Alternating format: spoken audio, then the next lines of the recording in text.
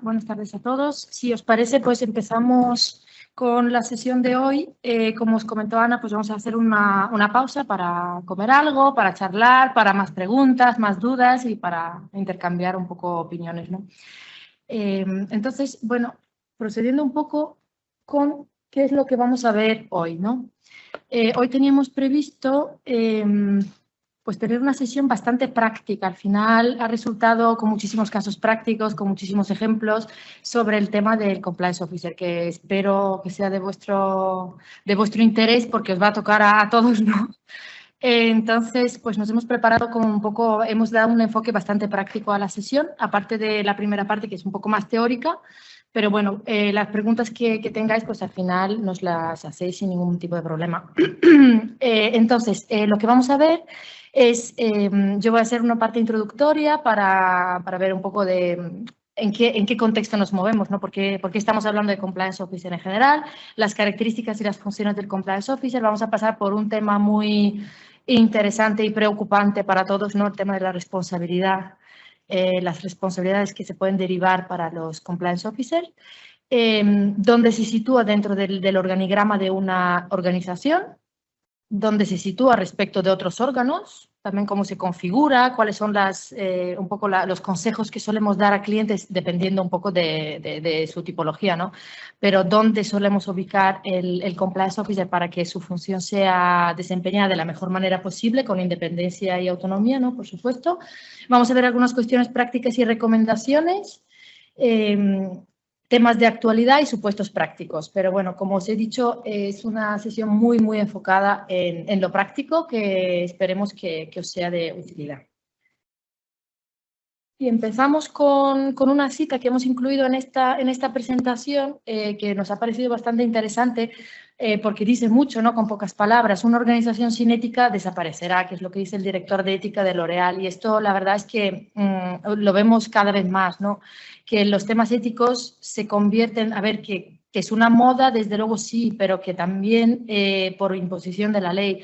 Pero también ha llegado un gran sector de empresarial, ¿no? A la conclusión de que la ética va un poco más allá y no es solamente me ahorro una sanción, estoy previniendo un poco la responsabilidad mía como directivo y la de la empresa como potencial riesgo de que me impongan una multa, sino que va un poco más allá porque ya se está haciendo un poco hincapié en que la ética es lo que al fin y al cabo se va a mirar también por los clientes. Pues un ejemplo muy claro es que hay mucha gente que compra ropa, ¿no? Sostenible, que va a buscar las marcas y aquellos modelos de ropa sostenible, pero por un tema de principios propios, ¿no? De estar un poco en línea con los principios. Pues lo mismo ocurre con las empresas, que sus clientes también van a buscar que estén alineados con sus principios éticos y esto cada vez se ve más patente, ¿no? Aquí, a modo de introducción también sobre la cultura de compliance y la prevención de delitos, aunque esto, bueno, ya en la primera sesión hicimos hincapié sobre esto, pero vuelvo un poco para ubicarnos mejor de qué estamos hablando. El Compliance Officer, ¿por qué surge como figura en España? Pues surge en el contexto de la introducción de la responsabilidad penal de la persona jurídica y en 2010 y más en concreto, posteriormente, cuando en 2015 se introdujo en el Código Penal, como hemos comentado, pues aquellos requisitos que permiten la exención de la responsabilidad penal, donde se define un poco cuáles van a ser las líneas a seguir de estos modelos de prevención de delitos para que puedan servir de eximente o atenuante en caso de que se deriven responsabilidades penales en un procedimiento. Y, bueno, pues a modo de recordatorio aquí, el artículo 31 bis del Código Penal lo que prevé es la responsabilidad penal de la persona jurídica en dos supuestos. Por un lado, se puede dar en aquellos casos en los que siempre se tiene que cometer un delito, por supuesto, esta es una de las premisas fundamentales, pero en el primero de los casos este delito es cometido por representantes, dirigentes, o apoderados, ¿no? De la persona jurídica que tienen capacidad de tomar decisiones, de actuar en nombre y por cuenta de la persona jurídica y en su beneficio. Y en el segundo de los supuestos, También se puede derivar responsabilidad, recordaremos, en aquellos casos en los que son los propios empleados de la persona jurídica los que cometen el delito. ¿Por qué? Porque sobre ellos no se haya ejercido el debido control, pues estos deberes de supervisión y vigilancia necesarios para la prevención de delitos, ¿no? Precisamente por aquellas personas que ya hemos mencionado, que son los representantes y las personas con capacidad de tomar decisiones.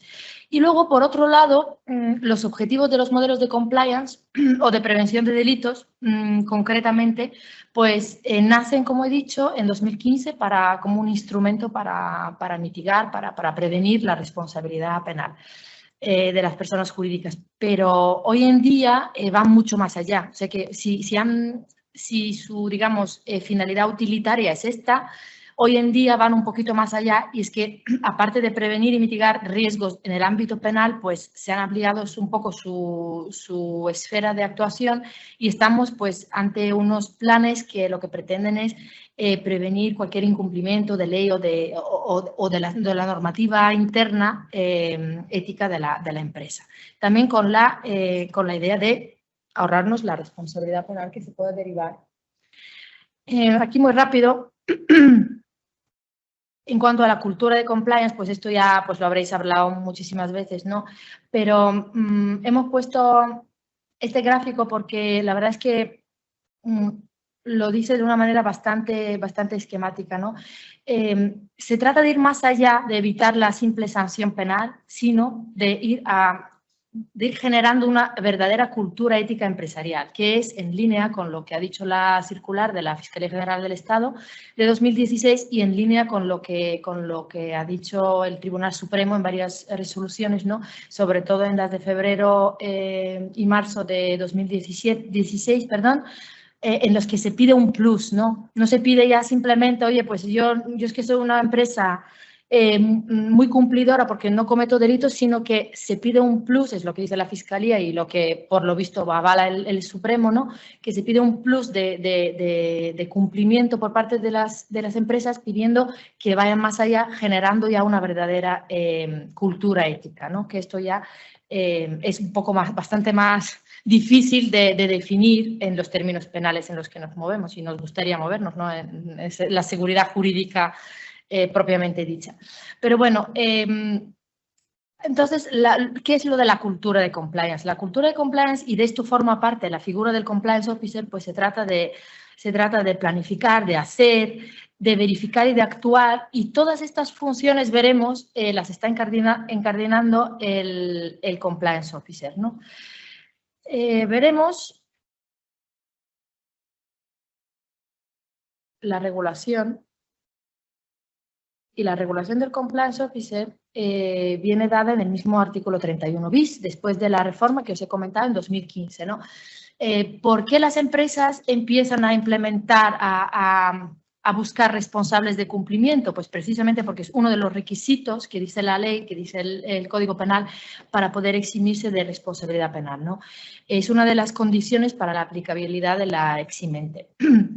Y lo que dice la ley es que se tiene que haber confiado el modelo de prevención a un órgano, la supervisión y la vigilancia de este modelo, a un órgano de la persona jurídica con poderes autónomos de iniciativa y de control, y que tenga encomendada legalmente la función de supervisar la eficacia de los controles internos de la persona jurídica. Esto quiere decir que ya la ley, de alguna manera, nos está llevando hacia la necesidad de tener una persona especializada que se dedique a estos labores, ¿no? Porque aquí la idea un poco del artículo 31 bis y de toda la tendencia de compliance es profesionalizar hasta el punto de delegar por completo en las empresas la prevención de delitos. Y esto, uno de los pilares, digamos, es tener un órgano dentro de la empresa, cada empresa que tenga un órgano dedicado a estas funciones.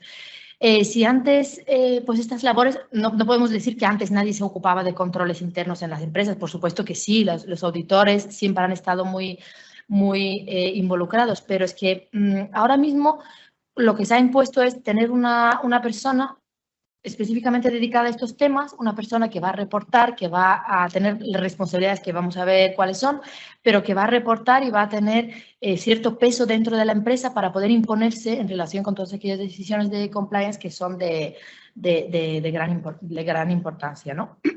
Fuera de España, la denominación anglosajona es la de Compliance Officer. Aquí pues decimos Compliance Officer, pero es, órgano de cumplimiento también. O en el modelo 231 en Italia, pues se suele llamar organismo de vigilancia. Y ahora, sí.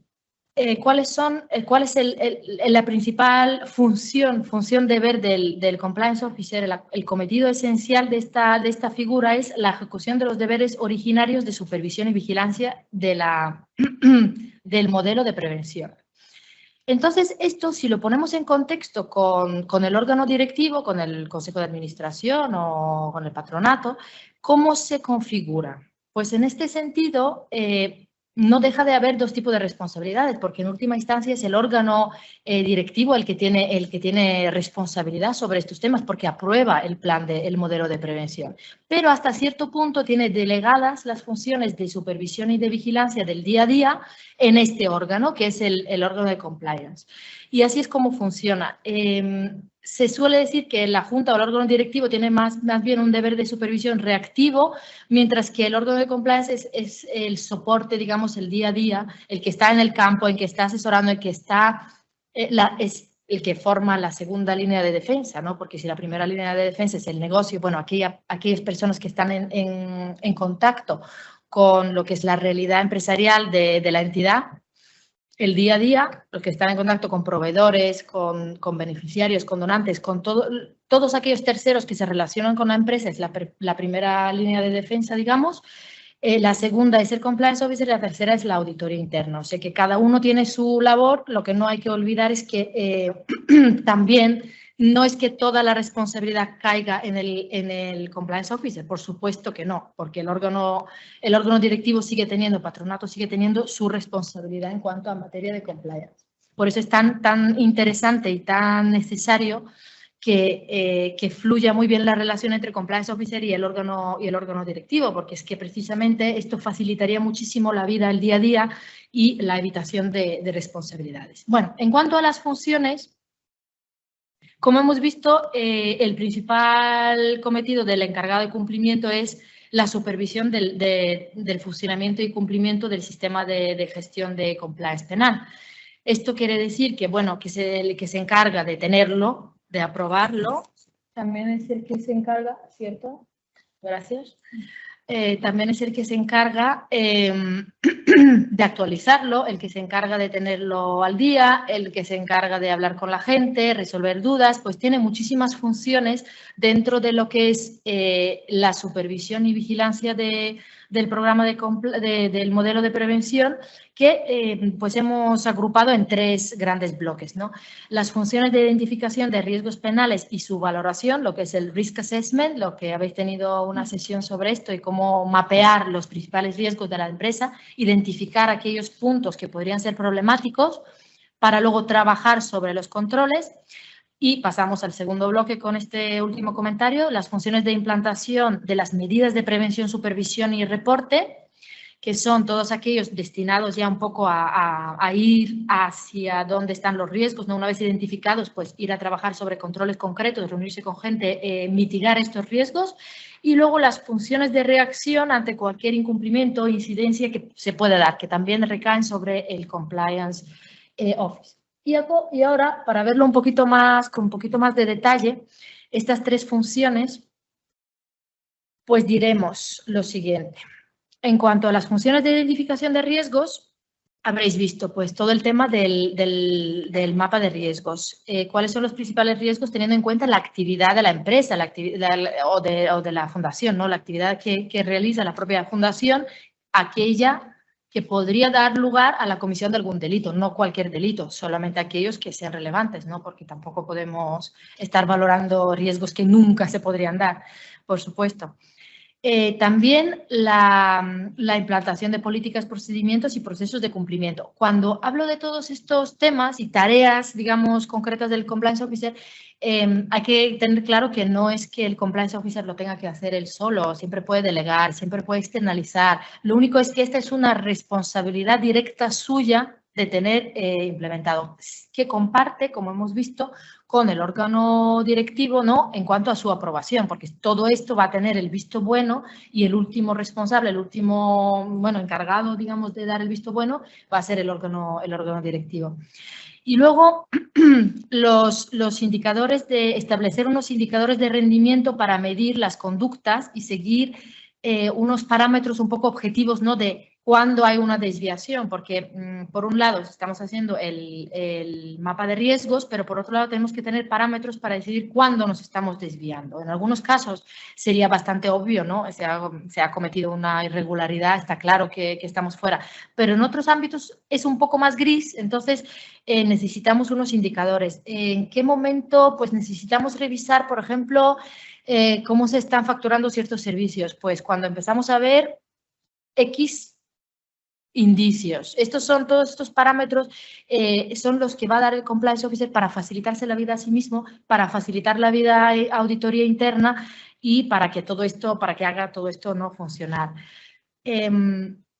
Luego, la inclusión de responsabilidades de cumplimiento en las descripciones de los puestos de trabajo, también importante, pues todo el tema de incluir, ¿no? El tema de cumplimiento como parte de la política, ya de la cultura de empresarial ética, ¿no? Y el establecimiento de un sistema de reporte, el famoso canal de denuncias que ahora con la ley 2/2023 pues también entraría dentro de lo que para aquellas personas jurídicas que estén obligadas por la ley tienen que tener en cuenta, tienen que tener implementado. En segundo lugar, las funciones de implantación de las medidas. Las medidas de prevención, supervisión y reporte pues son varios. No basta con establecer unos controles, lo que se requiere es un seguimiento de estos controles, ¿no? Para ver periódicamente, lo mismo ocurre con el modelo de prevención, periódicamente revisamos y testeamos a ver si funciona, a ver si hay algún cambio de la realidad de la fundación que requiere introducirse dentro de este modelo o simplemente por cambios coyunturales pues conviene adaptarlo, ¿no? También la accesibilidad de los documentos de compliance a todos los trabajadores, pues esto es un poco lo que es dar de conocer a la política de compliance dentro de toda la plantilla, mandar mails, establecer las formas de comunicación pertinentes, no dando mucho la lata, pero sí hacer formaciones periódicas, hacer formaciones a aquellos empleados que empiezan a trabajar para saber un poco cuál es la estructura, cuáles son los principios no éticos por los que se rige la organización. Y luego, por supuesto, pues la coordinación e integración de las actividades de la organización con unos recursos de lo que disponen, ¿no? Porque una de las, bueno, esto ya María os lo contará mejor, pero uno de los principios sobre los que se basa la figura del compliance officer es su autonomía. Y sin recursos, aunque sean mínimos, da igual, no estamos hablando de un mínimo marcado por la ley, pero tiene que tener los recursos suficientes para garantizar una autonomía mínima, ¿no? Y luego, por último, entramos en las funciones más reactivas, en aquellos casos en los que hay que tomar medidas porque ya ha pasado algo, los controles no han funcionado, bueno, hemos evaluado los riesgos, hemos establecido controles, ha pasado algo, a lo mejor no depende de nosotros, no es nuestra culpa, pero puede pasar de todo y se pueden burlar los controles también de muchas formas, ¿no? Entonces, una vez ocurrida una incidencia, también es responsabilidad del compliance officer tratarla, ¿no? Reportarla donde tenga que reportarla. En caso de que se tiene que tomar algún tipo de acción correctiva o disciplinaria, pues hablarlo con la persona que hay que hablarlo, por supuesto. El compliance officer, sobre todo en aquellas organizaciones un poco más grandes, no es que se trate de usurpar funciones de otras áreas. El compliance officer no es el que va a despedir, no es el que va a hacer una carta de despido, sí es el que tiene que hablar con recursos humanos, el que tiene que investigar, pues todas estas tareas sí que entran dentro del ámbito de sus competencias, ¿no? la gestión diaria del canal de denuncias, todo aquello que le llegue como irregularidades, normalmente, salvo que esté externalizado, que también puede ser el caso, normalmente, como se suele hacer, sobre todo en organizaciones más pequeñas, es que le llegue al compliance officer. Entonces, es la figura, digamos, que hace un poco, filtra un poco las quejas, denuncias, informaciones que se vayan recibiendo y va dándole el cauce que cree que hay que darle. Y en aquellos casos en que los que hay que investigar los hechos, porque, bueno, suponen un riesgo para la organización por tema de posible responsabilidad penal o otros temas reputacionales o de otra índole, pues le da el curso que cree oportuno. Y también en cuanto al asesoramiento, pues todo esto, y con esto empecé, ¿no? El reporte. Todo esto hay que ponerlo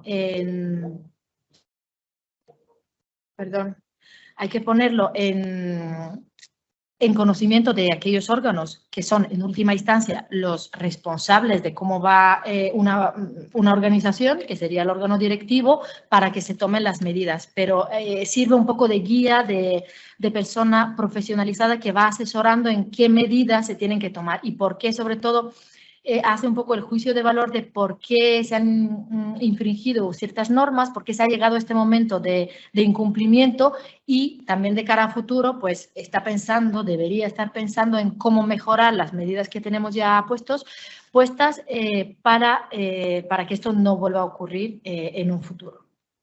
Y aquí, María os va a contar sobre las características del compliance officer. Muchas gracias, Sonia.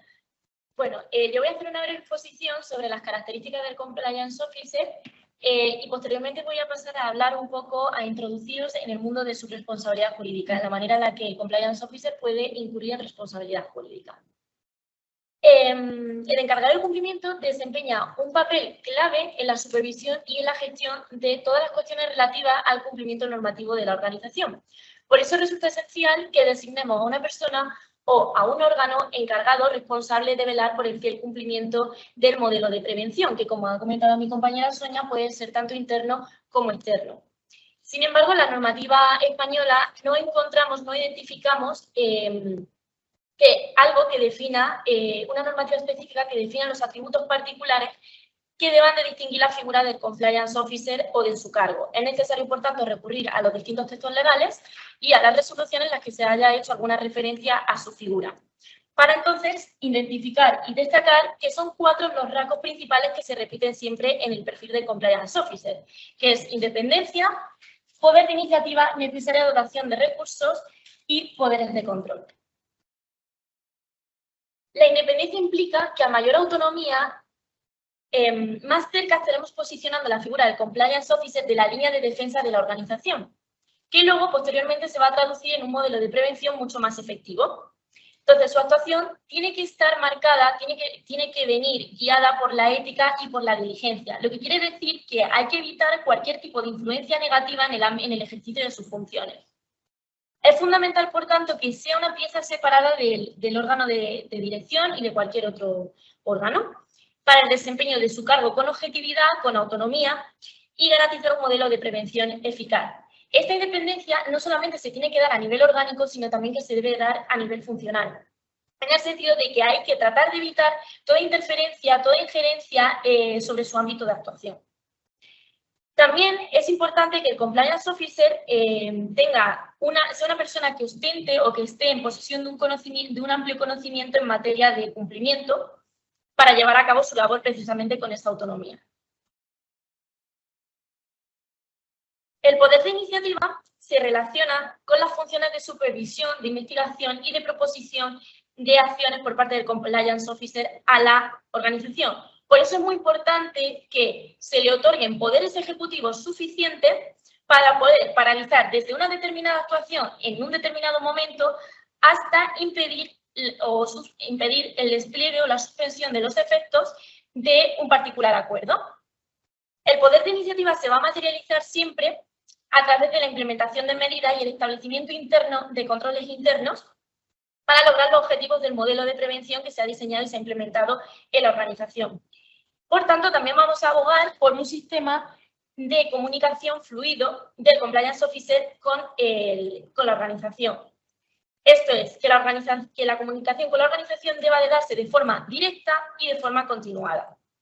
También se prevé en su ámbito de actuación que la posibilidad de colaborar, con otros órganos en el ejercicio de las funciones de otras unidades productivas. Por ejemplo, hemos puesto varios ejemplos, pero a mí me gustaría destacar el de las personas que tengan atribuidas funciones de prevención del delito de blanqueo de capitales, que están muy relacionados. Lo que se trata, por tanto, es de que haya una verdadera colaboración, una verdadera cooperación con el resto de departamentos que tengan funciones que se puedan interrelacionar y que, de algún modo, esa comunicación sea fluida para que todo el ámbito de su actuación sea eficaz y, en definitiva, se cumpla con los modelos de prevención, o sea, se cumpla con los objetivos del modelo de prevención. Como todo en esta vida, se necesita dinero. Para el desempeño eficaz de sus funciones es necesario que el Compliance Officer tenga acceso o sea dotado con los suficientes recursos financieros, tecnológicos y humanos, que se asignarán atendiendo a las partidas presupuestarias y a las circunstancias de cada caso en concreto, lo que incluye además facilitar el acceso al asesoramiento externo en caso de que así lo requiera. Y por último tenemos los poderes de control. Entre sus funciones de vigilancia y de control encontramos también el deber de reportar de posibles irregularidades al órgano de dirección. Esto se relaciona con su posición jerárquica dentro de la organización, que posteriormente pasará a exponer mi compañera Sonsoles, pero lo importante es que el Compliance Officer deba estar dotado de la suficiente legitimidad como para acceder a cualquier tipo de documentación, información y a tener acceso a tener entrevistas con las personas que a su juicio tengan relevancia para el desempeño efectivo de sus funciones. El poder de control también se materializará a través de la implementación de medidas de vigilancia reactivas y correctivas. Y como se ha mencionado anteriormente, también se puede apoyar en la figura de asesor externo. Como conclusión, el Compliance Officer es una persona que está dotada de independencia y de autoridad. Como podemos observar, las 4 características están interrelacionadas, están interconectadas entre sí. De nada nos sirve tener atribuidas poderes de control, funciones de control o de iniciativa si no estamos dotados de los suficientes recursos para poder llevar a cabo nuestras funciones, que es, en última instancia, lo que nos da la independencia para desarrollar de manera efectiva nuestro cargo. Ahora pasamos a hablar de la responsabilidad del Compliance Officer.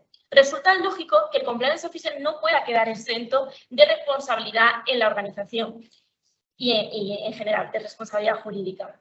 Si atendemos a la redacción de la circular de la Fiscalía General del Estado, se señala que se atribuye responsabilidad penal a todas aquellas personas que formen parte de los órganos sociales con capacidad para tomar decisiones, pero también a otras personas en quienes se hayan delegado determinadas funciones, incluidas las de control de riesgos que ostenta el oficial de cumplimiento.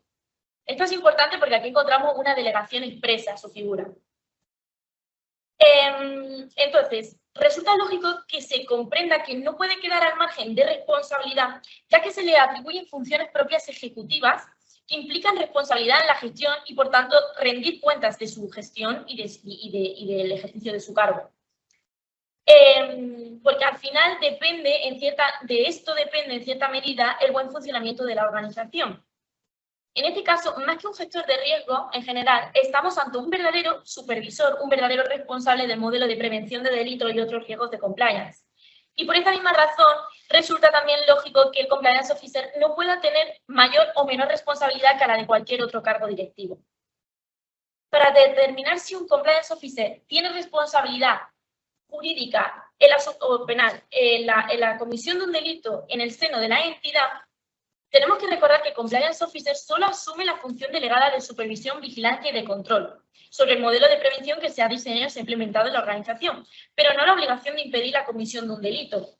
Por lo tanto, si un miembro de la organización cometiese un delito, del mismo modo en el que la persona jurídica pudiera incurrir en responsabilidad, el Compliance Officer no va a tener por qué responder de la responsabilidad por la comisión de este delito.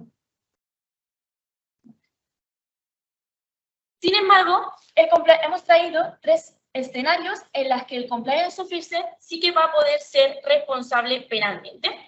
En primer lugar, por acción. Como cualquiera de los que estamos aquí presentes, si cometemos un delito o colaboramos en su comisión, vamos a incurrir en responsabilidad. Pero aplicado al caso, en el ámbito de actuación del Compliance Officer, encontramos varios ejemplos. Cuando en el curso de una investigación interna pretenda presionar, coaccionar o amenazar a las personas de las que deba obtener información para satisfacer los objetivos de la investigación. Por otro lado, cuando durante el curso de esa investigación utilice medios o métodos que sean ilegales para satisfacer los objetivos de la misma.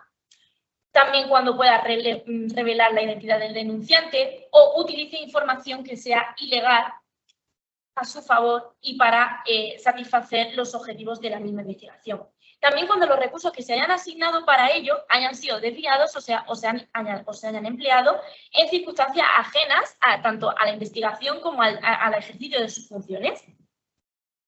Tenemos que el compliance officer se puede convertir en un cooperador necesario, o colaborando en el falseamiento de las cuentas o cobrando comisiones a cambio de su silencio. Aquí es cuando entramos en el segundo escenario, por omisión. No nos referimos por omisión a la omisión en el cumplimiento de sus funciones, sino a la omisión del deber de reportar y de prevenir la comisión de un determinado delito, cuando se tiene conocimiento de él. Cuando no actúe conforme a la debida diligencia o con el buen deber y siga permitiendo que la conducta se siga produciendo. También tenemos varios ejemplos cuando, por ejemplo, destruya pruebas o obstaculice el curso de la investigación de alguna manera.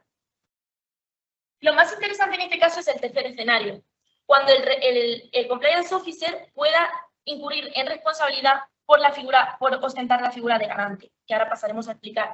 Ocurre que, como hemos dicho, como hemos expuesto, el ámbito de actuación del compliance officer queda limitada a las funciones de supervisión, vigilancia y de control del modelo de prevención. ¿Qué ocurre? Que si se cometiese delito en la organización, esto seguiría correspondiendo en última instancia al órgano de dirección, pero el órgano de dirección puede delegar esa responsabilidad atribuyéndole la etiqueta de garante al compliance officer, ya sea a través de vía contractual o por una delegación expresa. Por tanto, y en caso de que no impida la comisión del delito en estos supuestos los que tenga atribuida dicha responsabilidad, podría incurrir en responsabilidad penal del mismo modo que la persona jurídica incurriría. Cabe resaltar que la premisa principal en este punto es que para que el compliance officer responda como garante le haya sido delegada de forma expresa el deber de garantía de la propia organización. Cuestión distinta sería aquella en la que el compliance officer deba responder de su gestión por no cumplir adecuadamente o de manera suficiente con su labor o con la misión de su cargo. Por ejemplo, cuando no haya, por los defectos de su gestión o por no haber incluido algún tipo o identificado algún tipo de riesgo en el modelo de prevención, en cuyo caso dejaría la puerta abierta a que la organización pudiera exigir la responsabilidad civil por los eventuales daños que hubiera ocasionado con su conducta. Pues puede ser un daño reputacional o cuando a consecuencia de su conducta, de su actuación, la organización haya sido sancionada. Para ello se tienen que cumplir unos elementos esenciales, que son el daño, el incumplimiento y la relación de causalidad. El incumplimiento, la relación de causalidad en el sentido de que del incumplimiento por una conducta negligente o culpable se produzca un daño a la organización, perjudicando a la organización. Lo importante en este punto es que, aparte de que nos quedemos con la idea de que debe ser una figura dotada de independencia y de autoridad con los suficientes recursos, es que además no se le va a poder atribuir responsabilidad por la mera omisión de no identificar un riesgo, sino que efectivamente se haya materializado el incumplimiento por acción, por omisión o en este caso por el incumplimiento de sus deberes como garante. Y mi compañera va a continuar con la exposición de un caso de actualidad para que veamos la vertiente práctica de todo esto que estamos exponiendo. Nada, esto ya es lo último antes de pasar a nuestra breve pausa.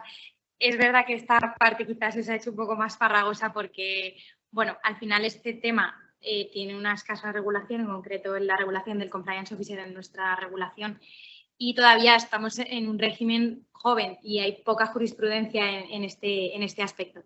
Entonces, sí que es importante que tengáis en cuenta que la tendencia no es que el compliance officer asuma cualquier responsabilidad, ¿no? Porque esto también generaría un efecto contrario, que es precisamente lo que se pretende. O sea, como bien explicaba Sonia, lo que se pretende es fomentar una cultura de compliance. Si empezamos a poner el foco en que la principal persona encargada del compliance va a ser la primera en responder, ¿quién va a querer asumir ese cargo?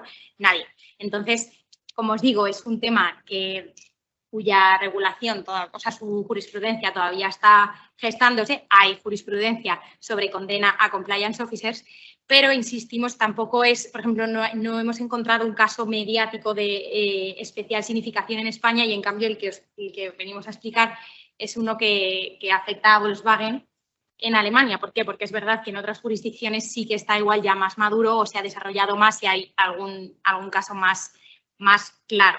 En todo caso, el ejemplo que hemos traído aquí a continuación es el de un compliance officer que, bueno, como bien pone ahí, ¿no? Pues en un proceso de investigación de manipulación de motores diésel se llegó a la conclusión y se condenó por una conducta en la que el compliance officer había mentido, había aportado datos falsos y había destruido pruebas.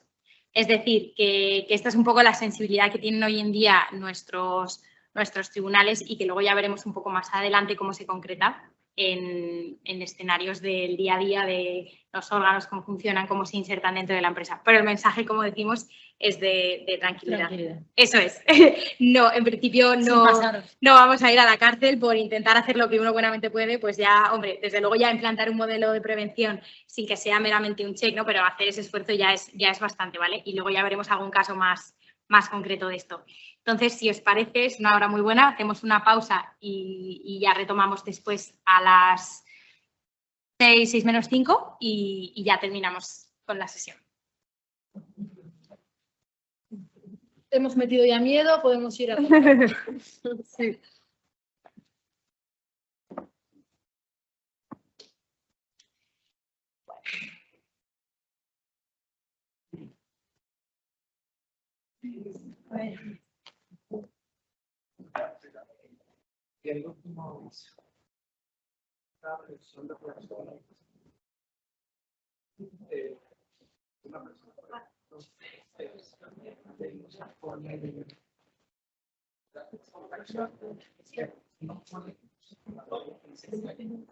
Puede ser anónimo. Puede ser anónimo.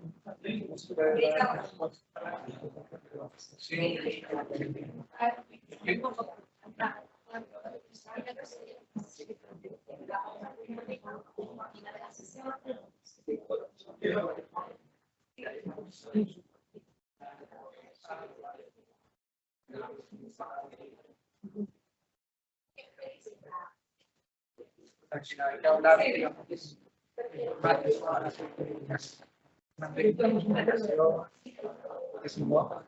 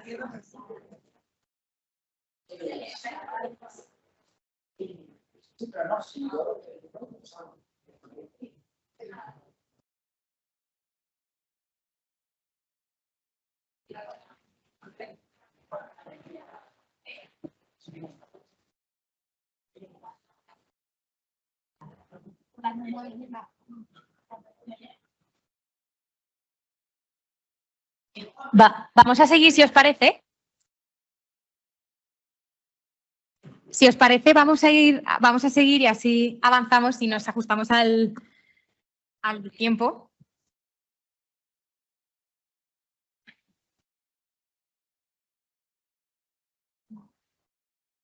A ver, esto está conectado. Vale.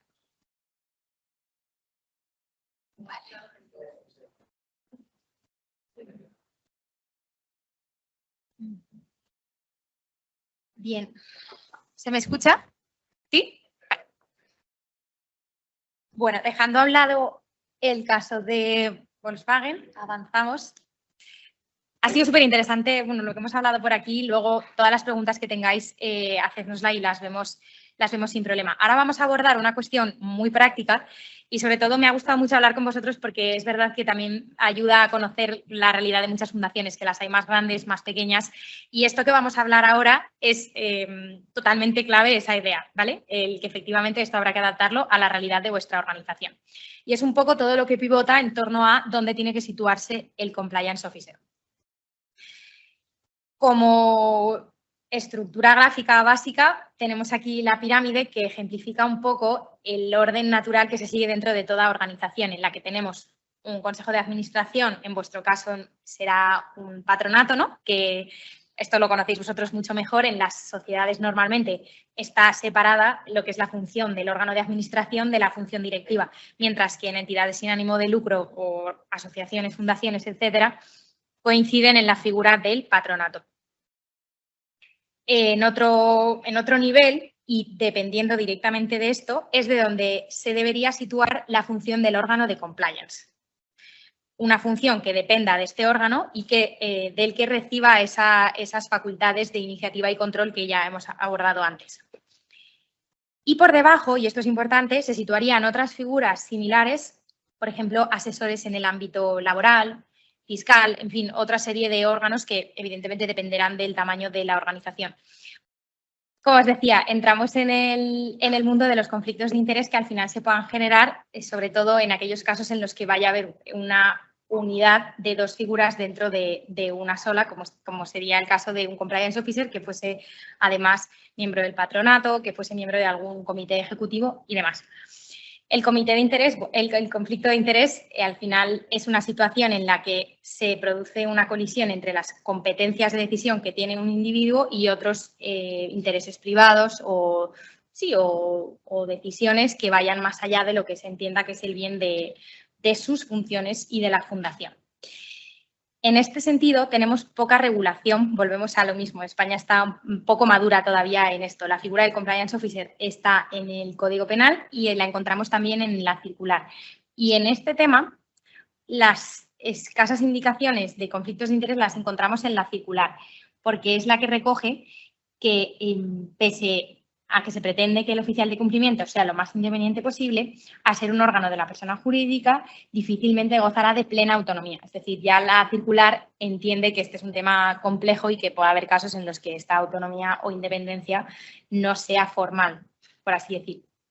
Lo que sí dice a continuación es que los modelos deben prever los mecanismos para la gestión de cualquier conflicto que se genere y que exista, eso sí, una separación operacional entre el órgano de administración y los integrantes del órgano de control, que preferentemente no deben de ser administradores. Administradores, en vuestro caso, lo podemos asimilar al patronato. Es decir, esto sí que es una recomendación clara, en principio, que no coincidan.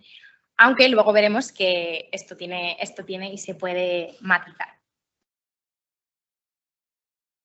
Aquí hemos recogido algunas figuras que vamos a ver brevemente para explicar, ¿no? O tratando de ponernos un poco en vuestra piel con qué puede coincidir. Pues en primer lugar está la figura del patrono, que es el máximo órgano de gobierno, como hemos dicho, y que se encarga de la aprobación del plan estratégico, de definir los roles, la gestión económica, etcétera. Y que a su vez tendrá la capacidad de decisión y de nombramiento de varias funciones, incluyendo probablemente la de los compliance officers. Otra figura que encontramos sería la de los inversores / donantes, que prestan, desde luego, poco asesoramiento en la toma de decisiones. Y aquí entendemos que la casuística puede ser relevante. No sé si en el caso concreto de vuestra fundación esta figura es relevante o no. Pero bueno, hay algunas en las que sí y que esta figura está más presente. Pues me estoy pensando en alguna fundación en la que haya una donación muy recurrente de un donante particular, que es el que sustenta, bueno, pues este rol de inversor donante en ningún caso debería interferir demasiado en una toma de decisiones, sino ejercer un rol más de consejero. En tercer lugar, entramos en el maravilloso ámbito de la protección de datos. Esta normativa, como sabéis, se fragua esencialmente en 2016 con la implantación de un reglamento a nivel europeo, que es el Reglamento General de Protección de Datos.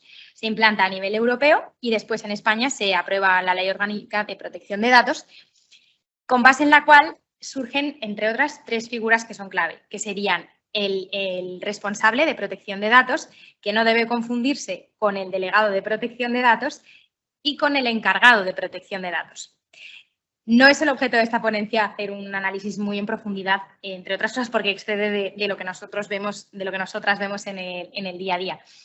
Pero principalmente el debate suele plantearse en torno a la figura del delegado de protección de datos, ¿vale? Repito, esta figura se regula esencialmente en el reglamento a nivel europeo y luego en esta ley en España. Y existen una serie de supuestos en las que el nombramiento de un delegado es obligatorio. Se recogen en el artículo 37. Son varios supuestos, bueno, y entre ellos, por mencionar alguno, se prevé cuando el tratamiento de datos lo lleve una autoridad u organismo público, cuando las actividades consistan en operaciones de tratamiento que requieran una observación habitual y sistemática de datos a gran escala o que impliquen tratamientos de datos a gran escala. ¿Vale? Y luego, bueno, el responsable al final es la persona que determina un poco los fines y los medios del tratamiento de datos dentro de una organización. Y, por último, tenemos a este encargado que, entre otras funciones, realiza el almacenamiento y que está supeditado, ¿no?, por una delegación de autoridades de este primer responsable. En cuarto lugar, tenemos al representante Anten Seplat, cargo que conoceréis probablemente todos de sobra, que tiene una función principal de, como se pone ahí, de garantizar que la Fundación cumple con normativa de prevención de blanqueo de capitales. Y que también, en casos en que no se supere un determinado volumen de ingresos, puede asumir las funciones de otro órgano muy importante en materia de blanqueo de capitales, como es el órgano de control interno. Sí, y esta figura se contiene esencialmente en la Ley 10/2010, es la que recoge un poco quién debe ser. Lo que dice la normativa es que el representante tiene que ser una persona residente en España y que ejerza un cargo de administración o dirección en la sociedad. Si veis aquí, en cambio, la norma sí es muy explícita y te dice exactamente dónde se tiene que incardinar esta figura, al contrario de lo que pasa con el compliance officer. En quinto lugar, hemos incluido ahí la figura del responsable del canal de denuncias. Puede que varios de vosotros estéis ahora viendo un poco hasta qué punto estáis obligados a implementarlo ya, con los plazos que establece la normativa para empresas, en nuestro caso fundaciones, que sean sujetos obligados de blanqueo de capitales. Pero bueno, luego al margen de este sector están obligadas las empresas entre 50 y 249 trabajadores y luego esto a partir de diciembre y luego desde ya las empresas que tengan 250 trabajadores. Y bueno, con otra serie de requisitos. No me quiero detener esencialmente en esto, básicamente porque es objeto de la sesión de la semana que viene, ¿vale? La que se refiere a la implantación del canal de denuncias y de investigaciones internas. Lo que sí es que el artículo 8 de esta normativa prevé también que haya una persona que ejerza funciones de forma autónoma y que supervise. Habrá que ver qué quiere decir supervisar el canal. Ahora lo vamos a ver. De momento, lo que estoy haciendo es explicar un poco en qué consisten las figuras y ahora justo vamos a pasar a eso. Persona al tanto del canal de denuncias. Bien. Y por último, he incluido también ahí la prevención de riesgos laborales, bueno, como podía haber incluido también personas que se encarguen, por ejemplo, de cuestiones fiscales, que es que a veces también aquí la terminología es muy tramposa porque se llama a veces Tax Compliance Officer a una persona con este tipo de competencias y puede confundir un poco, ¿vale? Entonces, bueno, esto ya con categoría amplia, incluso un Chief Executive Officer, en fin, toda esta normativa anglosajona tan pedante. Este cuadro que voy a proyectar tenéis que tomarlo con pinzas, ¿vale? En el sentido de que, y es la idea madre, no es una regla taxativa cerrada, es una idea que repetiremos, que es que va a depender mucho de la organización. Y como bien pongo ahí, las compatibilidades quedan sujetas siempre a que no se susciten conflictos de interés y las incompatibilidades, eso sí, se deben en general al carácter independiente que se le atribuye a estos cargos de compliance. Bien, yendo al primero de todos, patronos administradores, hemos puesto incompatibles. ¿Siempre 100%? No. Porque, lo hablábamos antes en el descanso, claro, una fundación que tiene una realidad de menos de 10 empleados, de los cuales 3 son miembros del patronato, ¿a quién va a nombrar de compliance officer? Pues evidentemente tendrá que asumirlo. Lo que sí es importante es que esta organización prevea un mecanismo de resolución de conflictos de interés. También, de nuevo, adaptado a las necesidades, a las decisiones diarias que se tengan que tomar en la realidad de esa fundación. Pero es verdad que como recomendación, como bien decía la circular, en principio lo ideal es que exista esta separación. Por una cuestión muy básica, el compliance officer va a ser el que luego reporte al órgano de administración. Si en una única persona se aunan estas dos, parece un poco complicado llevar a cabo ese nivel de escalado. La figura del abogado interno es otra muy interesante y que igual de entrada uno podría decir, bueno, pues no me chirría tanto que un counsel, que un abogado in-house asuma la función de compliance officer. Aquí tened en cuenta, el Consejo General de la Abogacía Española expresamente emitió una recomendación, porque funcionamos muchas veces a base de recomendaciones, informes que no son vinculantes al 100%, y aconsejaba que se separasen ambas funciones. ¿Por qué? Porque aquí, en concreto, también entra otro tema farragoso y extenso, que es el del secreto profesional. Entonces, claro, ahí también hay un conflicto, podría haber un conflicto gordo, por ejemplo, pues principalmente porque el compliance officer tiene un deber de informar sobre posibles riesgos e incumplimientos de actos irregulares. Claro, ¿cómo juega esto con una información que yo como abogado interno tengo secreto profesional tras la última modificación del Estatuto General de la Abogacía Española?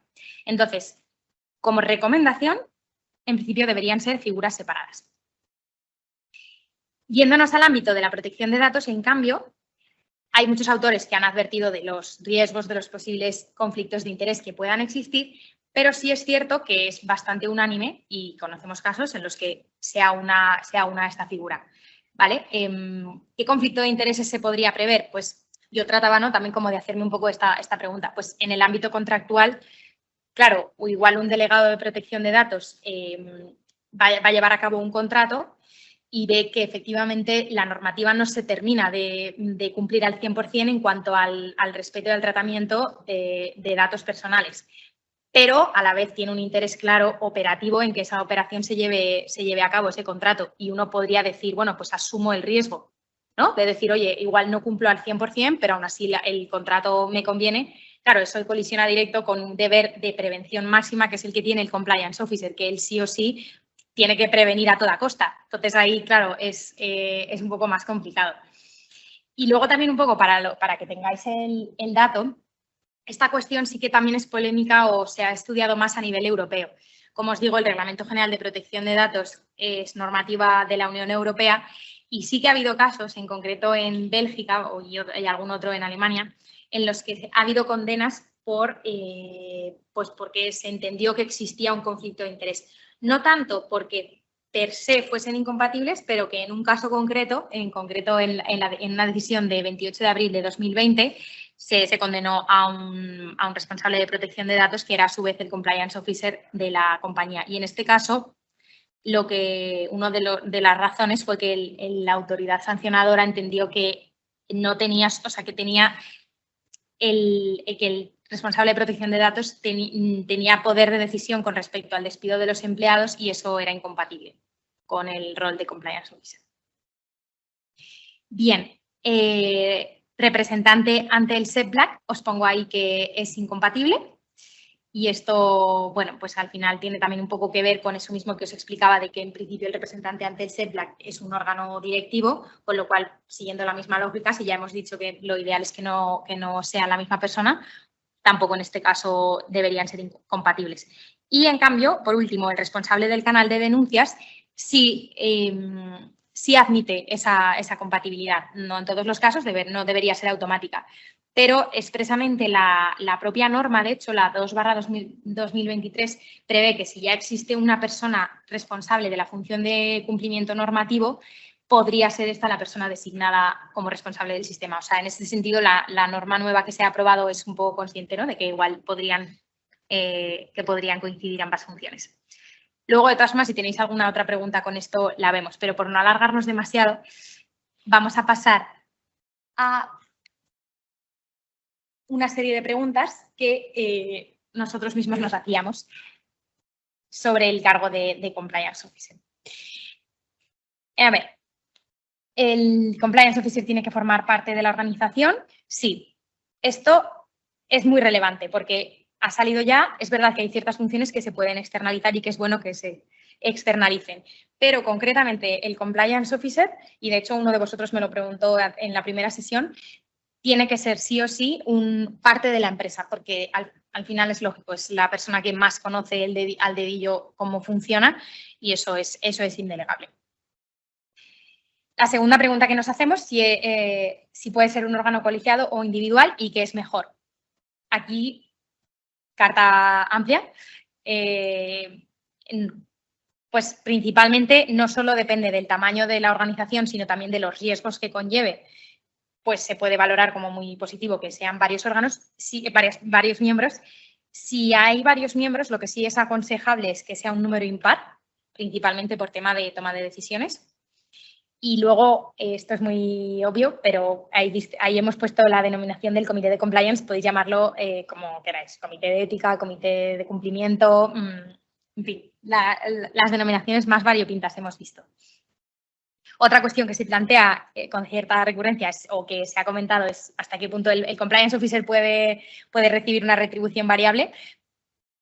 Igual puede parecer muy obvia la respuesta, ¿no? Que es afirmativa, pero bueno, no deja de chocar un poco como con esa independencia que se pretende de esta figura, al decir, bueno, claro, y si le supedito yo qué sé, voy a poner un ejemplo muy absurdo, pero imaginaos que digamos, bueno, retribución variable en función de si reporta 10 casos de investigaciones internas al año. Ridículo, no. O sea, evidentemente los criterios con base a los cuales se supedite la obtención del variable tienen que ser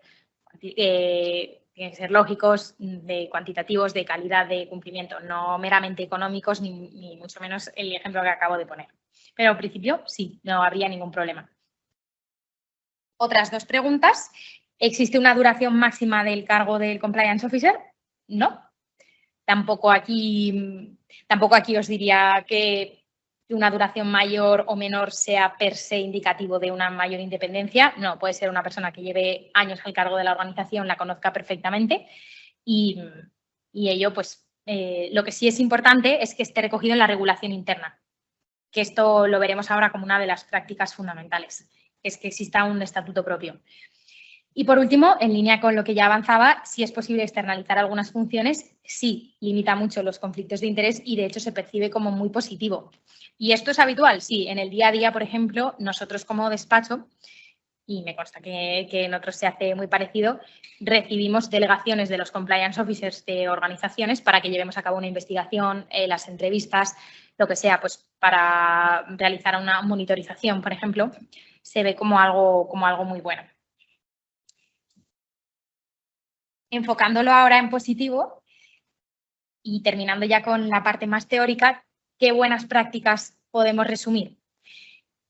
Una que está ya más que masticada, separar siempre que sea posible el cumplimiento normativo de las áreas jurídica y financiera en pos de esta mayor independencia y que sea el mayor grado de agilidad que se pueda.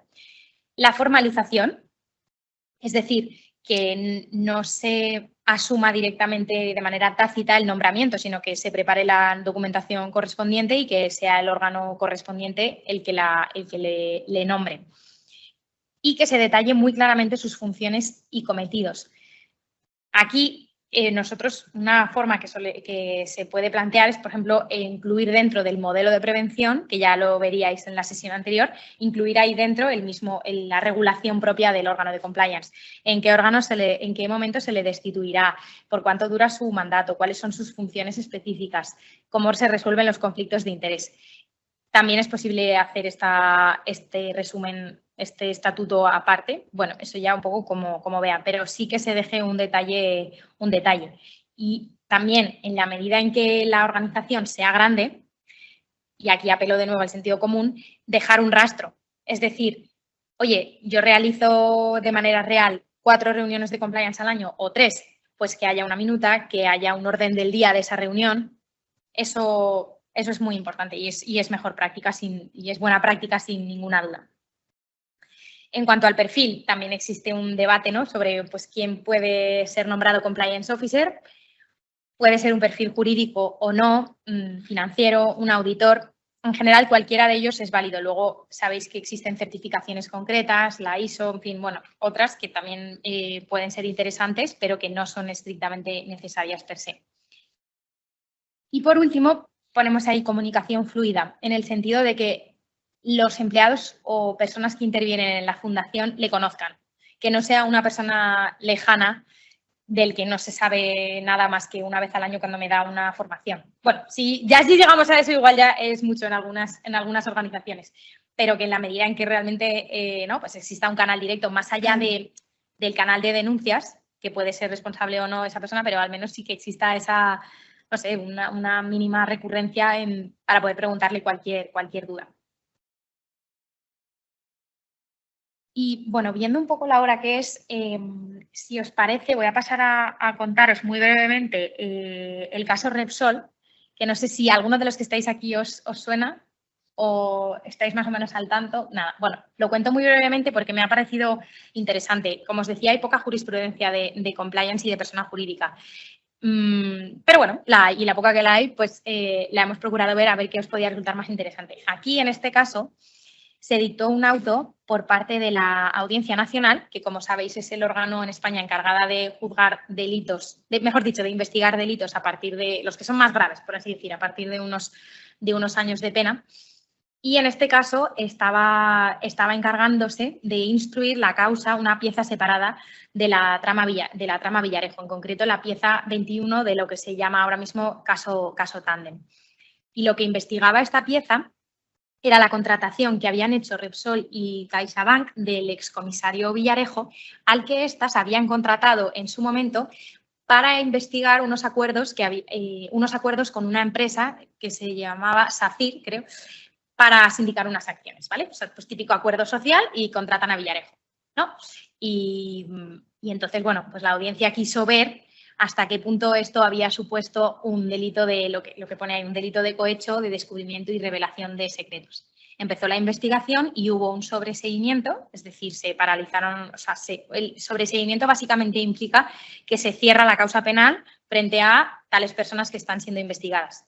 Y en concreto, en 2022 se decretó que el Repsol como persona jurídica, CaixaBank como persona jurídica, el presidente de Repsol, no, de la Caixa, que era Isidro Fainé, y después el presidente de Fundación La Caixa, quedaban exonerados de seguir investigándose. No es que directamente se les declare inocentes, sino que directamente ya se dejaba de investigar.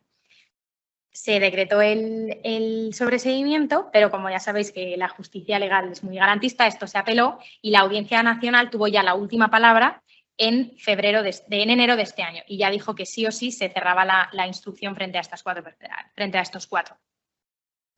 Lo que es interesante es que para tomar esta decisión la Audiencia Nacional tuvo muy en cuenta el modelo de prevención penal de las dos, tanto de Repsol como de CaixaBank, como el testimonio, y lo pongo ahí, del compliance officer de Repsol, que era Enrique Fernández. Se les llamó a declarar y, entre otras cosas, se investigó, se leyó muy bien los procedimientos que habían seguido el compliance officer con distintos órganos internos encargados de la contratación. Entonces, esto que contamos muchas veces de establecer protocolos es que luego se ven en los juicios, se ven en las salas y el Ministerio Fiscal estaba muy empeñado en que la contratación no se haya llevado a cabo bien. Y, sin embargo, la audiencia lo revisó todo, llamó, escuchó los testimonios y finalmente decretó que valoró muy positivamente cómo habían implantado estos protocolos y decidió archivar la causa. Entonces, bueno, esto lo he querido conjugar en positivo para sopesar un poco el otro ejemplo del pobre compliance officer que habíamos mandado a la cárcel. Pues aquí el contrario, el compliance officer era el bueno y es a lo que queremos animaros, a que lo veáis así de positivo.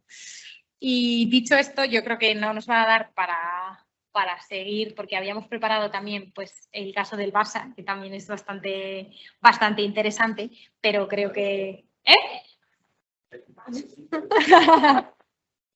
Bueno, luego no me digáis, si alguno se tiene que ir, yo le excusamos perfectamente.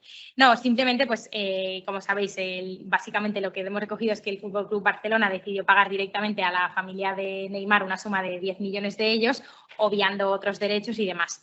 Y el club defendió que era un salario adelantado por el jugador. Entonces, bueno, en toda esta trama fue cuando se siguió un presunto delito contra la audiencia pública, el señor Bartolomeu, el señor Rosell, etcétera. Y finalmente se condenó al Fútbol Club Barcelona por el ejemplo contrario, es decir, aquí se entendió que no se habían tomado las medidas suficientes para evitar que los integrantes cometieran el delito. Y bueno, aquí es un poco lo que os pongo también como resumen. En esta falta de eficacia real del modelo de prevención. En este caso, la instrucción y la fase de enjuiciamiento fue muchísimo más extensa, el caso fue muy mediático. También aquí, claro, entra un poco la duda, ¿no?, de hasta qué punto los tribunales quieren castigar al que claramente puede pagar para eso servir de corrección. Bueno, esto, en fin, a veces yo creo que ni ellos mismos se dan cuenta, pero pasa. nada, y ya, bueno, habíamos preparado eso, algún supuesto práctico, pero si os parece, lo dejamos aquí y así, si hay alguna pregunta que queráis hacernos, la vemos, aunque sea en 10 minutillos. ¿Vale? Pero bueno, muchísimas gracias a todos por vuestra asistencia y nos vemos la semana que viene, en principio, con la última sesión de nuestro equipo. Gracias.